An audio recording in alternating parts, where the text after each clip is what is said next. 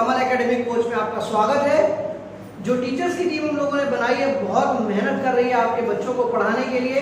तो आइए जानते हैं अपने टीचर्स से कि आज हमारे बच्चों को वो क्या पढ़ाने वाले हैं। तो जल्दी से आप बने रहिए चैनल पे और देखते रहिए सारी वीडियोस को अच्छे से। और अगर आपने चैनल सब्सक्राइब नहीं किया है तो सब्सक्राइब जरूर कर लीजिए, लाइक कीजिए, शेयर कीजिए, सब्सक्राइब कीजिए। देखते हैं बच्चों को आज क्या पढ़ाया जाता है। Good morning students, here I am Vinita and today we are going to start chapter 4 of science, reproduction in animals. First of all, we will learn about what is reproduction. Reproduction is one of the characteristics of living things. Meaning living things का एक character है जो non living में नहीं पाया जाता। Reproduction is a process by which living things produce their young ones. They reproduce so that their race doesn't disappear. Reproduction कैसी process है जिससे वो अपनी ही जैसे यंग वंस को प्रोड्यूस करते हैं। और ऐसा क्यों होता है? क्योंकि वो जिससे कि उनकी जो रेस है मीन जाति है वो विलुप्त ना हो जाए। डिसअपियर मीन गायब ना हो जाए। All animals have the ability to produce their young ones but they do not reproduce in the same way. Let us see the different way of reproduction in animals. Animals reproduce in two ways. First, by giving birth to young ones. Second, by laying eggs from which young ones hatch. Now we will learn about first way of reproduction. Animal give birth to babies. Some animals give birth to their young ones directly. Animals that give birth to young ones and produce milk to feed their young ones are known as mammals. Mammals कौन होते हैं? जो कि अपने जैसे young ones को birth जन्म देते हैं और मिल्क प्रोड्यूस करते हैं, उन्हें हम कहते हैं mammals। ठीक है, इनके एग्जाम्पल्स हैं जैसे cat, dog, cow, deer etcetera. ठीक है, the young one resemble the parents in most of the ways. In the beginning, the young ones feed on their mother's milk. Such animals are called mammals. Human beings are also mammals. We all are born like that. Whales and dolphins look like fish and live in water, but they are mammals because they give birth to babies.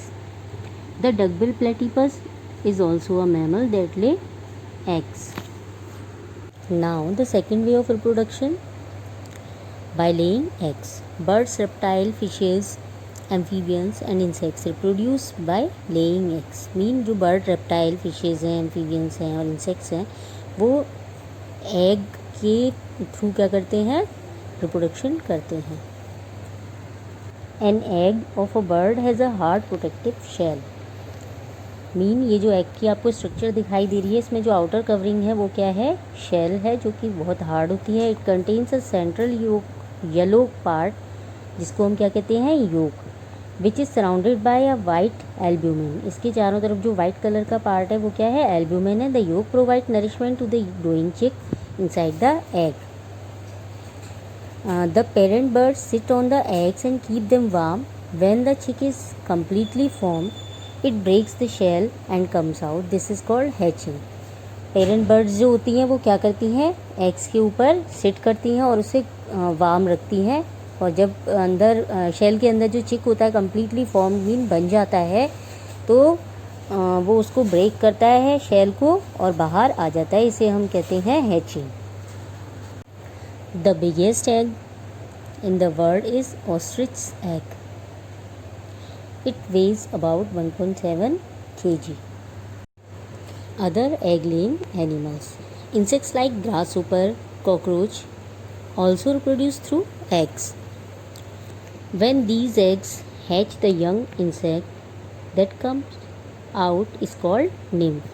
Mean जब ये egg hatch हो जाते हैं तो जो बाहर निकलता है यंग वन उसको हम क्या कहते हैं? निम्फ। और ये बिल्कुल एडल्ट की तरह दिखता है बट इसके विंग्स नहीं होते। As it grows it sheds its old skin. This shedding is known as moulting. Mean जब ये ग्रो करता है तो अपनी ओल्ड स्किन को गिरा देता है। शेडिंग मीन अपनी ओल्ड स्किन को गिराता है, और इसे हम कहते हैं moulting. After moulting several times a nymph becomes an adult and resembles the parents.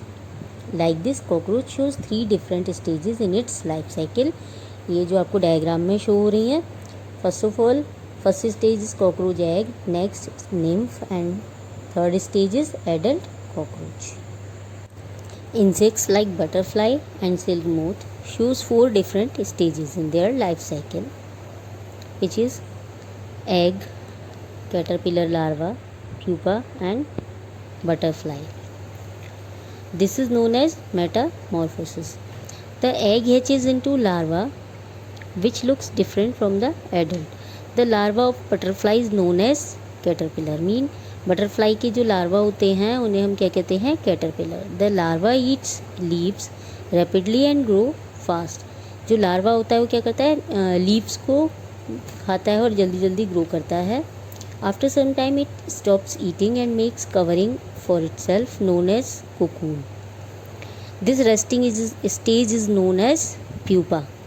Mean कुछ समय बाद ये अपना ईटिंग करना बंद कर लेता है और अपने चारों तरफ एक हार्ड कवरिंग बना लेता है जिसे हम कोकून बोलते हैं, और इस रेस्टिंग स्टेज को हम प्यूपा कहते हैं.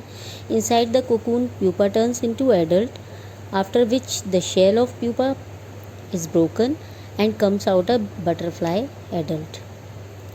The changes in the form of habit of organism during development from the embryonic stage to adult is known as metamorphosis. Mean organism की एम्ब्रियोनिक स्टेज से लेकर एडल्ट बनने तक उसकी हैबिट में और उसकी फॉर्म में जो चेंजेस आते हैं उन्हें हम मेटामॉर्फोसिस कहते हैं. Now life cycle of frog. Amphibians like frogs lay eggs in cluster known as spawn. Mean जो फ्रॉग होता है वो क्या होता है? क्लस्टर मीन झुंड में एग्स को देता है और उसको हम बोलते हैं स्पॉन. और जब ये एग्स से बाहर निकलते हैं जो यंग वंस, उनको हम क्या बोलते हैं? ये स्मॉल फिश जैसे दिखाई देते हैं और उन्हें हम टेडपोल्स बोलते हैं. Tadpoles swim in water with fins and breathe only through gills. क्योंकि ये फिश के जैसे होते हैं तो ये गिल्स के थ्रू ही ब्रीदिंग करते हैं. And they are fast eaters. धीरे धीरे इनके लिम्स और लंग्स डेवलप होते हैं. लिम्स मीन जिसके लेग्स होती हैं, ठीक है, वो और लंग इसमें बन जाते हैं और मेटामॉर्फोसिस के थ्रू ये क्या बन जाता है? एक एडल्ट फ्रॉग बन जाता है. Adult frog breathes through lungs and moist skin. तो एडल्ट फ्रॉग जब बन जाता है तो ये 2 तरह से ब्रीदिंग कर सकता है. लंग के थ्रू भी कर सकता है जब ये लैंड पे होता है, एंड जब वाटर में होता है तो ये मॉइस्ट स्किन के थ्रू ब्रीदिंग करता है. Now life cycle of fish. Aquatic animals like fish lay eggs. ठीक है. When they come out of their eggs they are very small and known as fry. Mean जब egg hatch होते हैं इनके तो जो छोटी छोटी फिशेस निकलती हैं उनको क्या बोलते हैं? Fry. They the fry grows into fingerlings which further grows to become an adult fish. Reptiles like lizard, snakes and turtles also lay eggs. These eggs are hatched by the warmth of the sun. Parental care. Most animals take care of their young ones until the young ones are old enough to take care of themselves. Mean बहुत से animals ऐसे होते हैं जब उनके जो young ones होते हैं जब तक वो अपने आप की देखभाल करने लायक नहीं हो जाते तब तक उनकी केयर करते हैं. इसे हम क्या कहते हैं? Parental care. Maximum parental care is seen in mammals specially in human beings. जैसे आपके पेरेंट्स आपकी केयर करते हैं तो इसे हम बोलते हैं parental care. Birds lay egg in the nest. The parent birds take turns in protecting the eggs and help them during hatching. When the baby birds come out, the parent birds feed them and care them till they are able to fly and take care of themselves. Mean जो birds होती हैं अपनी जब उनके egg से baby bird बाहर निकल आते हैं तो उनको फीड कराती हैं और जब तक वो उड़ने लायक नहीं हो जाते उनकी केयर करती है. This type of care is not seen in lower animals like fish, frogs, lizards, and most of the insects. They take care in laying the eggs in a safe place. After that, they pay no attention to the eggs. इसलिए उनके eggs other animals के द्वारा खा लिए जाते हैं। तो बच्चों, इस चैप्टर में हमने क्या सीखा? व्हाट इज़ रिप्रोडक्शन, रिप्रोडक्शन कितने प्रकार से होता है, and what is parental care. Okay.